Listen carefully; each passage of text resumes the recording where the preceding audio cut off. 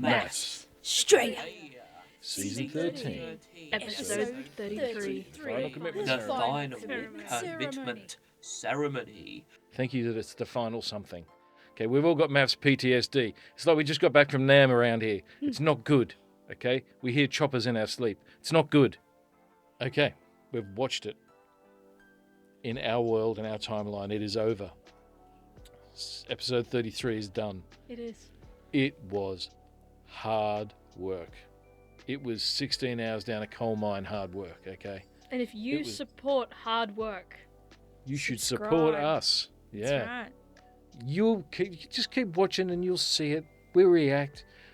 Amanda has a little bit of a reaction with Gia throughout the episode. I don't know. Maybe you'll see that now. I get it. Shut up. I shouldn't have said it, but Shut up, Gia. Shut up, Shut up, Gia. Gia. Shut up, Why does that Gia. make me- Shut up, Gia. Shut up, Gia. Shut Shut up, up, Gia. Gia. Shut up, Gia. But as it turned out, well, you'll see how it turns out if you watch on. It's so frustrating to sit here trying to express my side of the story, and I can hardly get a word in.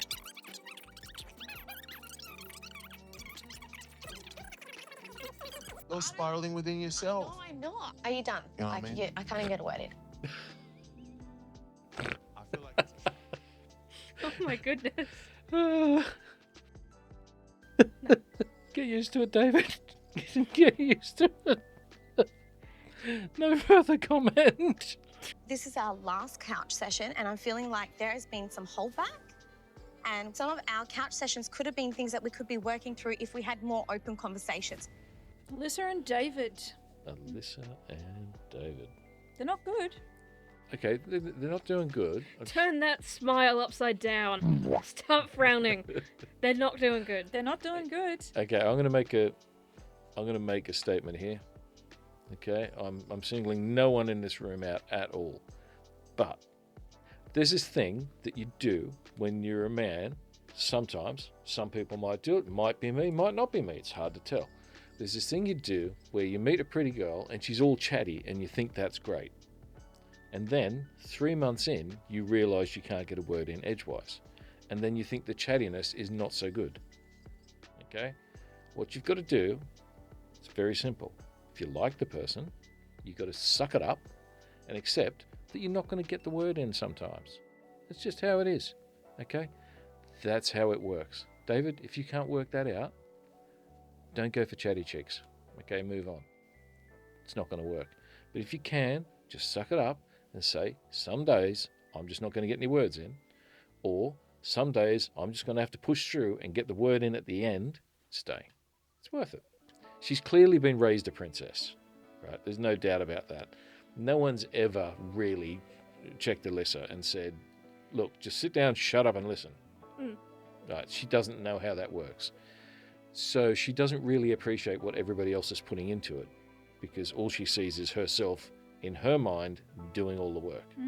If in the early hours / days, David had to put forward that, you know what, no, I'm going to communicate with you as well, maybe she wouldn't be feeling like she's not getting that energy back. Maybe she wouldn't be so comfortable overriding him all the time. Because in her head, she's been using words like he just doesn't run at the same frequency. She's been saying that he's very stable and he's very grounded and he's very, he's a rock. Yeah. Well, what does a rock do? A rock doesn't talk, right? No. Something that's stable and grounded is something that's not moving. Maybe he's sort of in a hell of his own making. Alyssa and David don't handle miscommunication really very well.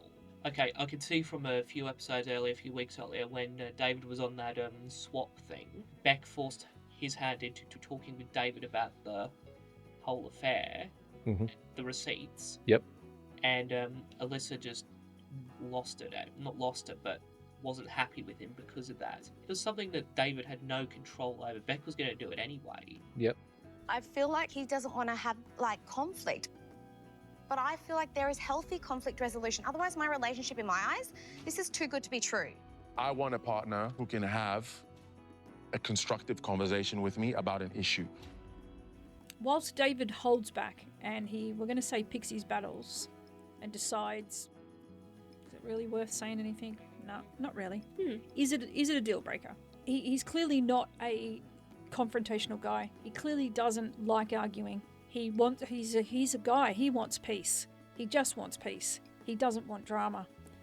Alyssa, from what we can gather from her demo reel, etc., is that she has a long-standing pattern formed. A good old argument is all she knows how to get to an end result. The experts have said time and time again, well, you're here to break that pattern. And David, whilst it's not his fault that he is who he is who he is. David sounds like he's been trying to find the right time, and sometimes there is no right time. Sometimes it just needs to be called there and then, and you can deliver it as gently as you like, provided the person on the other end understands that communication.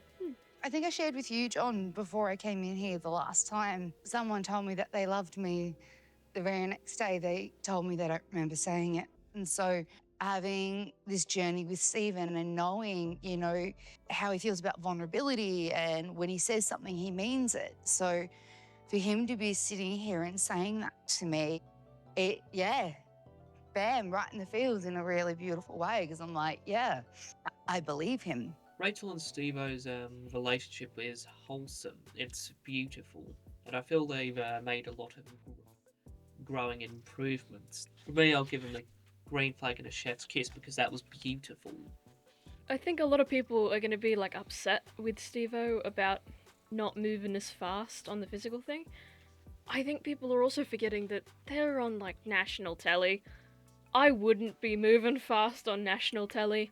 I fear that Stevo's he's in, but Rachel is too intense for him, and that her mood shifts are too extreme for him. And I think that's actually the biggest risk for when they separate. That, okay, she'll go back to Melbourne, he'll be on the Central Coast. Things will get, I don't know, he'll have a rush of work because he's been away for 3 months.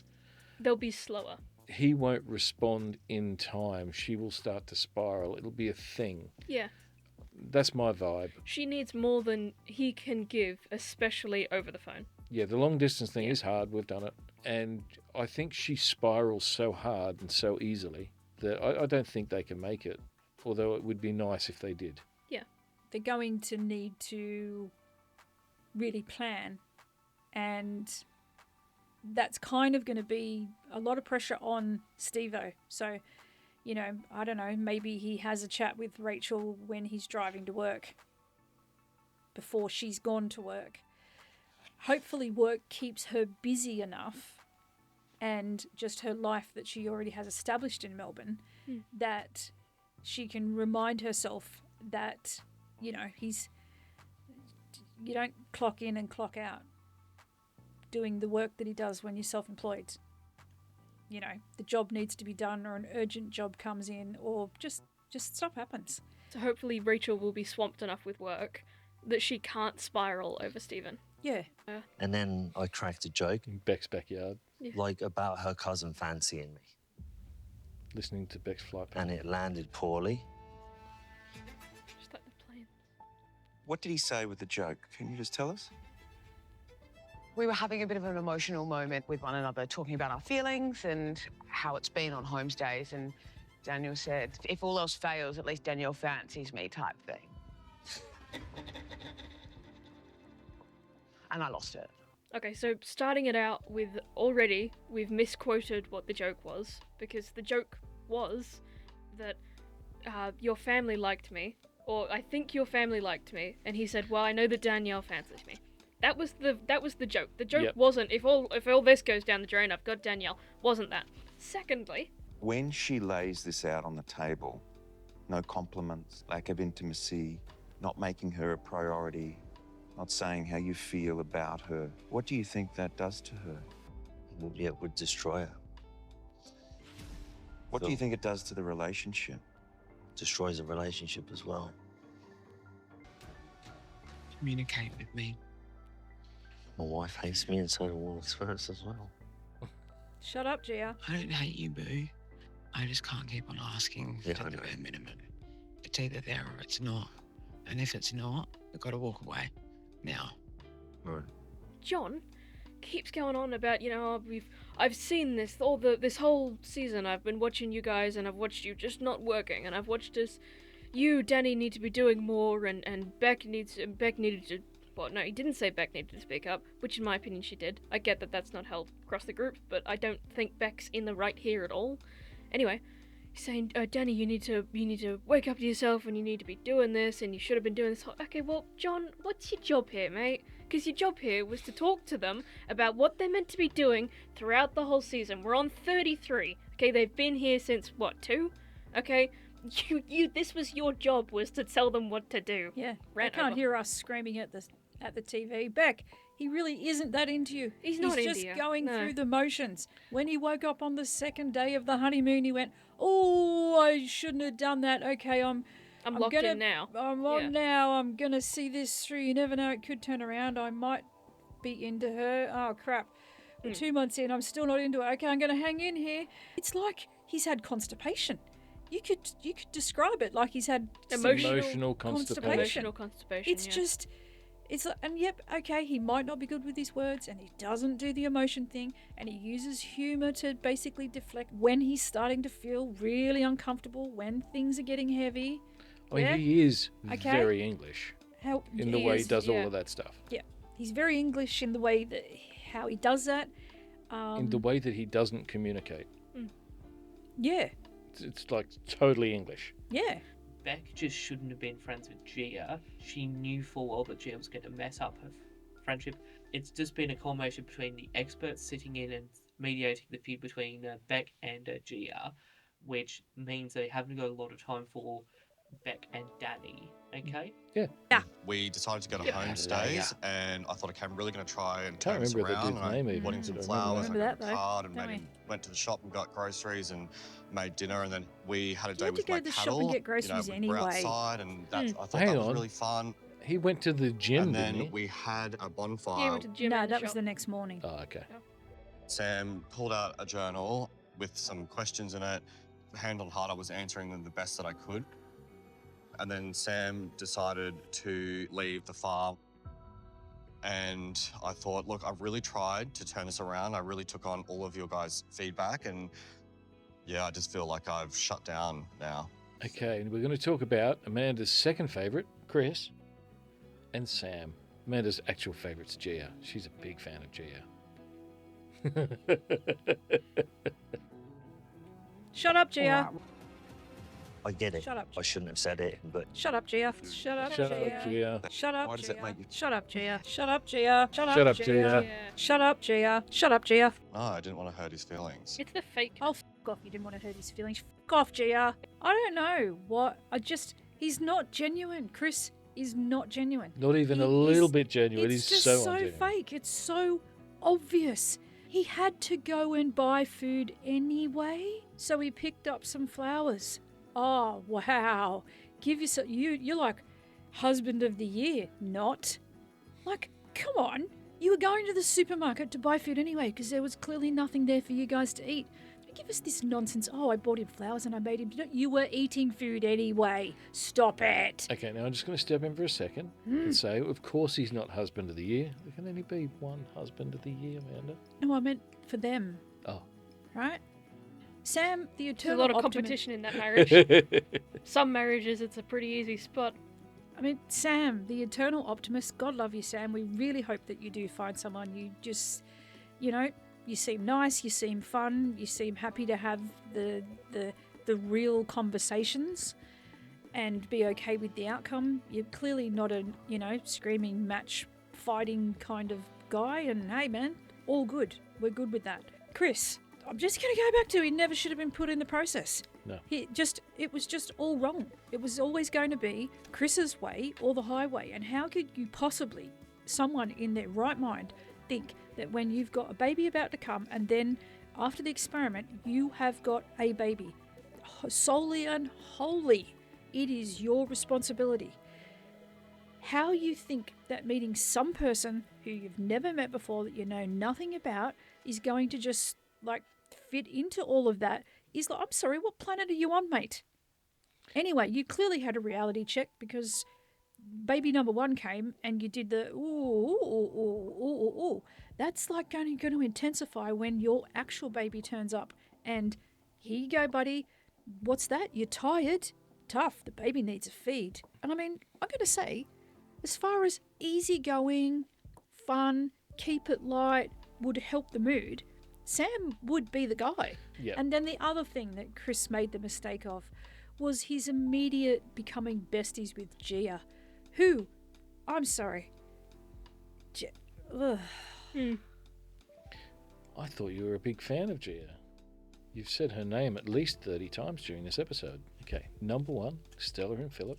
Yeah. Just like to say, I understand this dress. This dress makes sense to me. Thank you, Stella, for wearing a nice dress. A garment that looks physically possible. Well, yeah, so often she wears things that don't make sense to my autistic brain. That's all.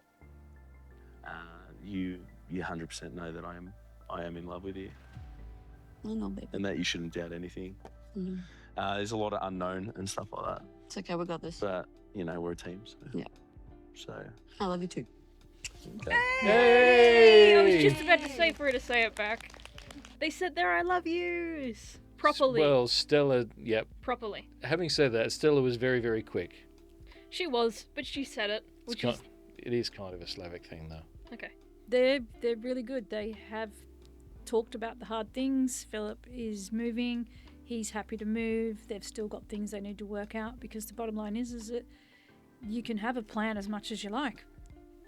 Quite often, that plan doesn't end up anything like what you had planned. Yeah, you gotta be fluid. Yeah, you learn that you got to compromise. Those things change, and you have to be open to that. And it only works if both parties learn that they both have to be fluid to the other person's rigids. Because Stella was fairly rigid at the beginning too. Stella is rigid, and Philip is rigid. But as long as they're a bit fluid in that area and a bit fluid there, and their fluid runs around, they're rigid, everything's fine. Cool. Yeah, we wish them well. We look forward to seeing how they get on in the outside world. What I'm going to talk about tonight is I don't want you to be upset. Okay. What I'm going to talk about is feelings where Take a breath for a minute. Let's say that you want to bring something up and Gia is not in the mood to hear for whatever reason. You find Alyssa's yourself sitting there simply saying, cowering "Let me away say from that and not David's on returning to there that topic? pretty much. Scott! Oh, Scott. How on earth can you say stay? You came into the commitment ceremony literally trembling, voice all squeaky, couldn't get a word out, couldn't even think, nearly hyperventilating. How on earth is it? And I think I'd like to keep putting myself in this position. I think I'd like to keep being scared and sad. Scott! Well, I don't think it is coercion. I think Scott's just an idiot. I think he's persevering with this for his future in social media. She has got him wrapped around her finger, and she has done... I don't even think it is all physical. Because I know that we were all like, oh, well, they'll go on from it's this. all physical. Okay, she is not a master manipulator, but she is a manipulator. That is She's for a certain. committed manipulator, but Yeah, I think she has somehow spun it to him that if they break up on the show, she will make him look terrible.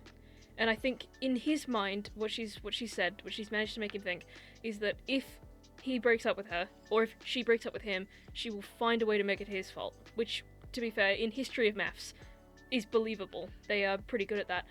I don't think it is all physical. I think he's got something there mentally stopping him from breaking up with her proper. I'm going to disagree with you, because I don't think he's got anything there mentally.